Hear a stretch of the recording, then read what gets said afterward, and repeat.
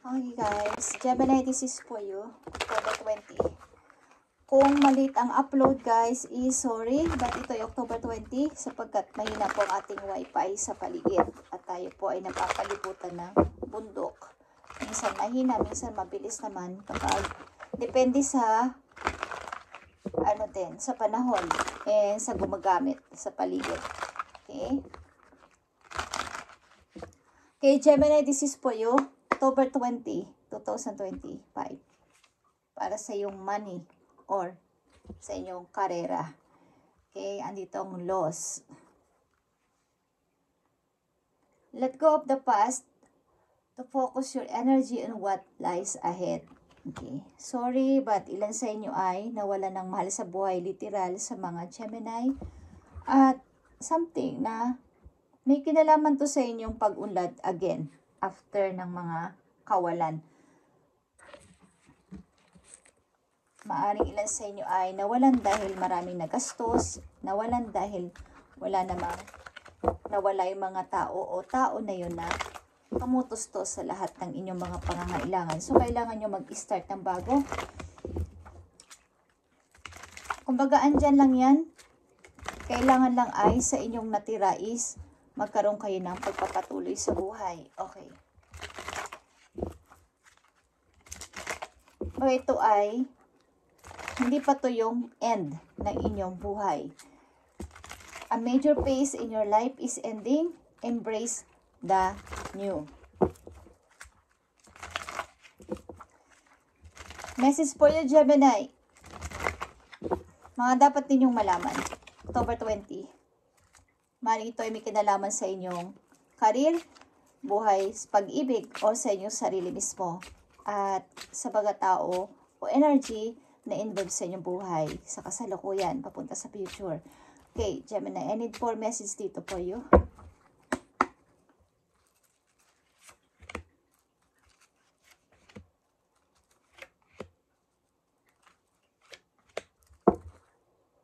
So, andito ang 10 of Wands. Marami kayong pasanin, problema sa buhay. But, meron namang twist ito. Paglago naman ito sa money. Pagamat madaming responsibilidad, ang pera naman sa inyo ay mabilis dumating or magaan. Okay, sa mga Gemini. Maraming responsibilidad. Okay.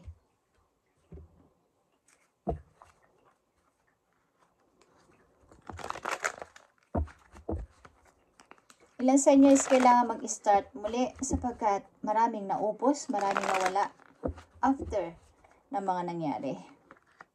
Kailangan mong bumangon at magpatuloy sa buhay para sa sinasabi the new. Okay. Embrace the new.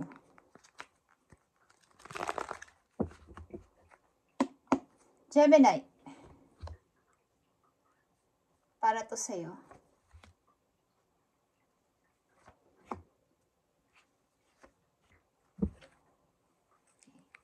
Kayo'y naninimbang sa two situation, good and bad situation sa paligid. Sa mga taong involved sa buhay ninyo sa paligid. Pinaninimbangan ninyo ang kanilang mga kilos, ugali.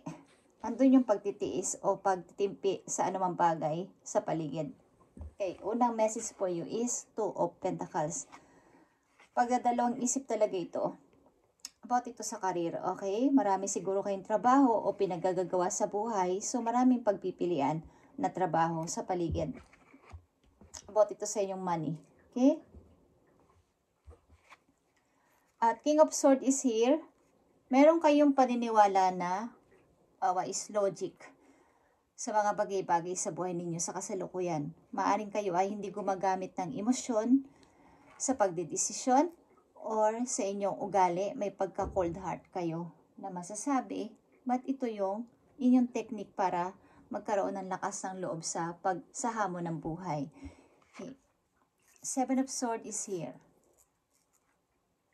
Marami rin sa inyong paligid na sa inyong mga involved na tao sa buhay ninyo o energy ang mga pabigat. Something na nagpapabigat sa inyong buhay. Maaring may mga nanloko din sa inyo o may mga nanggamit din sa inyo sa paligid. Okay. At andito ang Ace of Swords.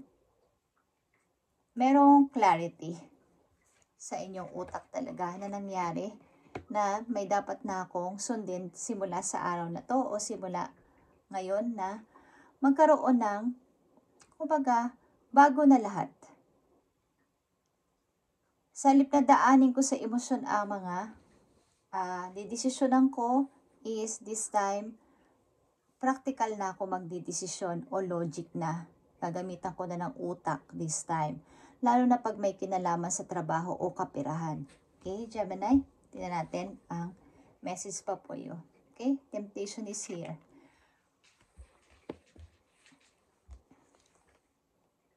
Ten of Cups is here. Okay.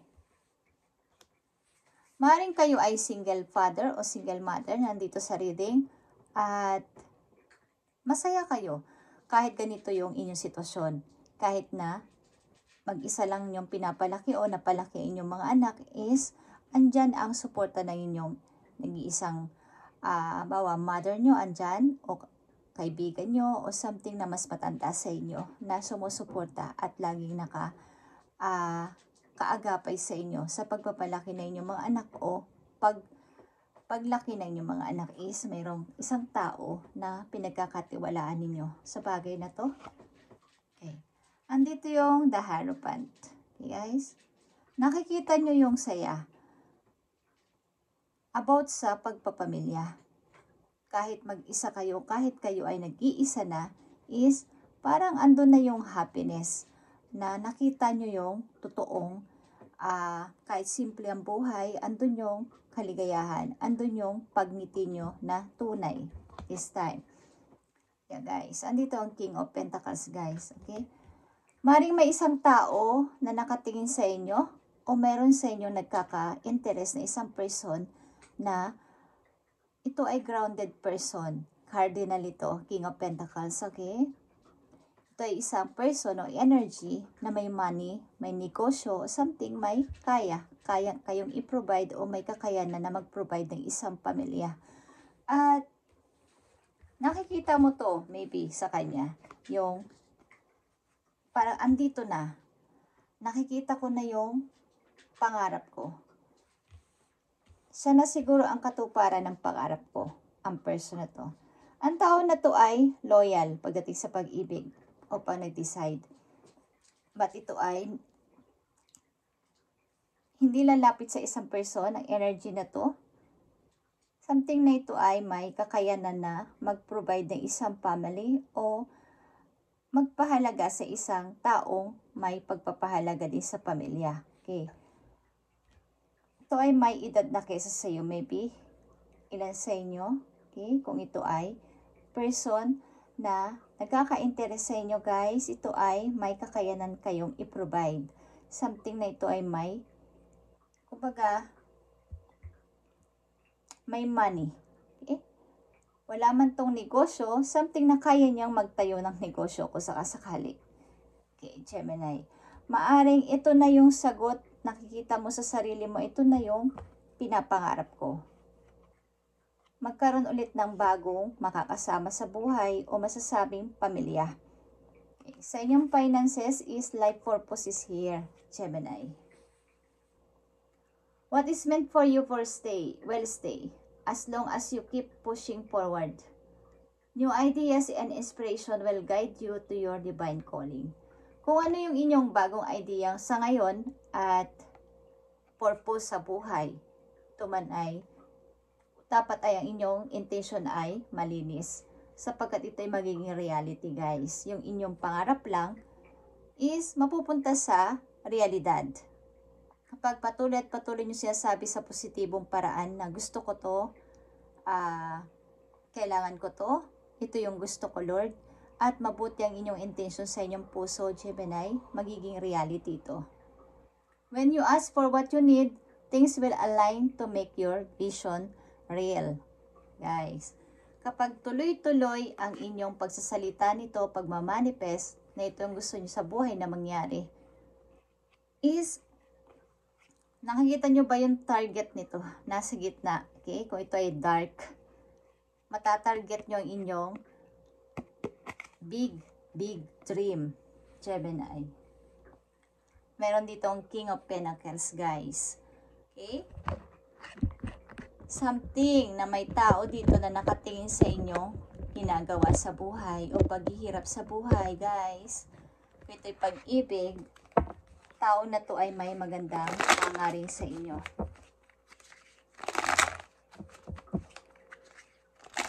Message po yun, Gemini. Maring nandito na kayo sa, ito din ay Hierophant, okay? Sa pagpapamilya din to. So may kinalaman to sa tradition or sa family na usapin. Maring kayo din ay nasa middle age na to. Ayaw nyo na ng mga flirt-flirt. Mga magagaan lang na usapan about sa pag-ibig o laro-laro lang. Gusto nyo na yung mag-settle o something na happy lang. Kasama ko yung taong makakasama ko forever this time. Okay. Gemini, message pa po you. Okay. Ito po is here. Di ko alam kung ito'y online. Palitan kayo ng message ng tao na to at ito'y direct. Naka-direct ang target ka niya. Okay. Gemini. Target ka ng tao na to at handa niyang gawin ng lahat para lang ikaw ay, kumbaga plano kanyang puntahan o may desisyon siyang gagawin kung may paharang-harang at sasagabal sa kanyang plano. Para sa'yo, handa niya ang sagupain. Okay. Okay, guys. At Four of Pentacles is here. Okay, someone is holding or Nine of Cups is here, guys. Dream come true ito. Or ito na yung gusto mo talaga sa buhay. Ang ilan din sa inyo ay kailangan ninyo mag-ipon o i-keep o i-hold ng maayos ang pera ninyo na may mga posibilidad na makuha ng ibang tao o ng ibang mga hindi naman naaayon sa inyong gusto. Okay, kailangan yung i-hold ang inyong money paparating o dumarating sa inyo sapagkat ito ay inyong pinaghirapan. Okay. Ang energy na to ay maaaring target ka. Okay. Target ka nito. Ito by online. Okay, Gemini. Masaya ka sa usapan ninyo online na to. Palitan to ng message online. Okay. Gemini, tingnan natin ang message po you. Napakaganda nito. Maaaring may bago magpapasimulang pag-ibig dito. At ang ilan sa inyo ay maaaring may pagka-practical na person.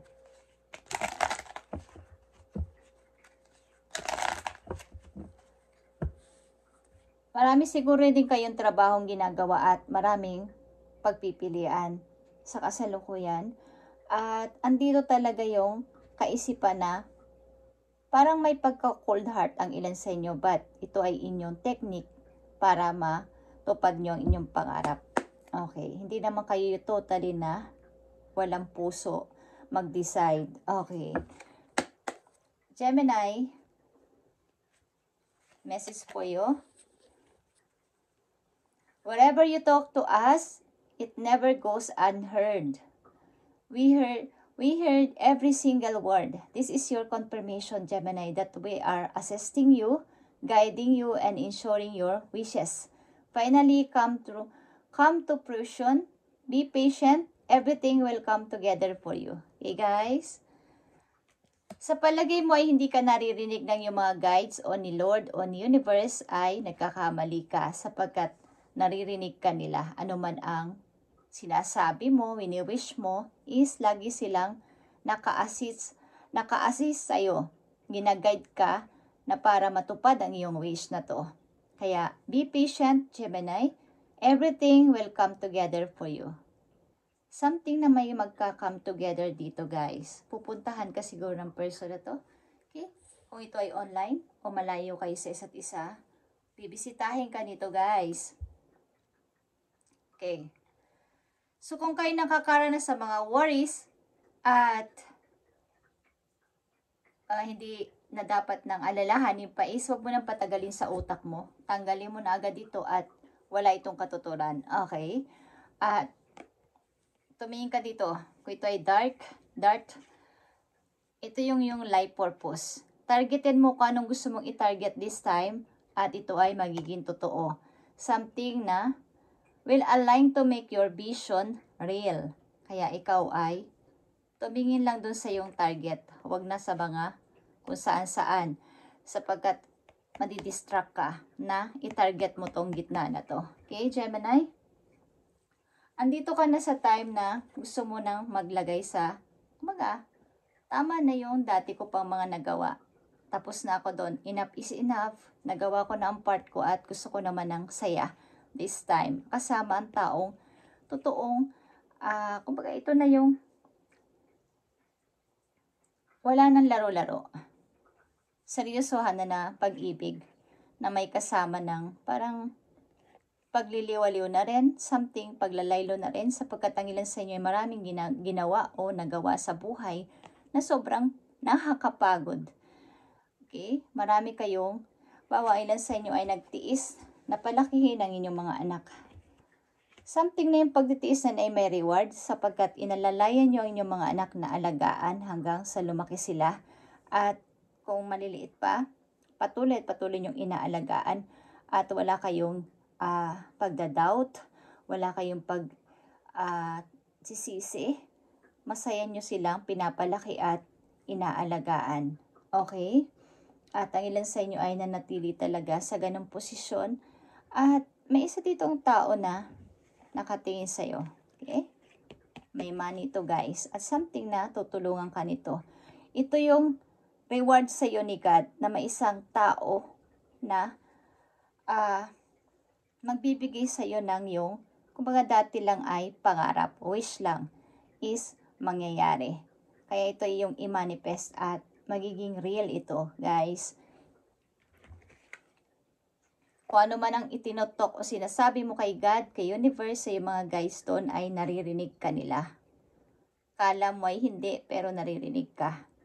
Something na may progress, processing. Okay? Kung sa mga papeles, pinaprocess ng iyong mga papeles at confirmation. Okay. Andito din ang word na confirmation. This is your confirmation that we are assisting you. Okay? Ina-assist ka. Kumbaga sa airport, may mga nag-i-ignore, di ba? Parang ganun din yun, guys. So, sa side mo o sa part mo, pagdating mo dun sa area na yon, in-assist ka kaagad. Okay? At may mga process yun, di ba? Bago ka makarating dun sa, kung sasakay ka ng eroplano. So, wala yung delay. Something na i-assist ka kaagad ng yung mga angels sa pagkakataon na to, Gemini. Thank you and God bless, Gemini. At ito yung reading today. At sasaya ka dito. Magiging masaya ka dito sa tao na to. Maring ito ay makikilala mo o nakilala mo na online. Okay? Thank you, Gemini, and God bless.